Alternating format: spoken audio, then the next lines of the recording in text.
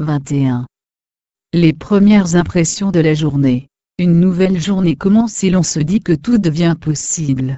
Premier contact avec le monde extérieur, la température, le temps qu'il fait, les odeurs, les bruits, l'environnement familier. Rapidement, si l'on n'y prend pas garde, le mental se réapproprie tous ces signaux et l'effervescence remplit la conscience. Voulant y mettre bon ordre, et se souvenant d'une pratique régulière de l'attention, l'hôte de ses pensées tourbillonnantes, s'en remet à la conscience attentive. Comme elle peine à s'installer, il sollicite durant quelques instants, le soutien de la respiration consciente.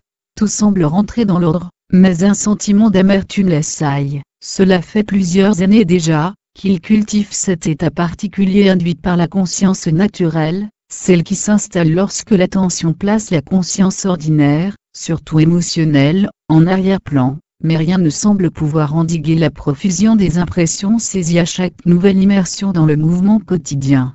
Que penser de cela? Posée ainsi, la question pourrait nous entraîner sur le terrain de la subjectivité. Prenons un instant, le temps de se livrer à quelques respirations conscientes, puis revenons au sujet point par point. En milieu urbain, les sources d'informations susceptibles de stimuler l'appareil sensoriel sont nombreuses. L'une des fonctions du cerveau consiste à les relayer pour que nous les percevions. La sensation d'abondance peut résulter d'une transition rapide entre un milieu calme, le réveil et la période qui suit, et agité, le monde extérieur. Comment réagir? Ne pas intellectualiser cet intermède, l'amplifier en le considérant comme un point d'ancrage, une fluctuation persistante, qui résiste à l'installation de la conscience attentive, mais envisager ces perturbations, comme une invitation à la vigilance.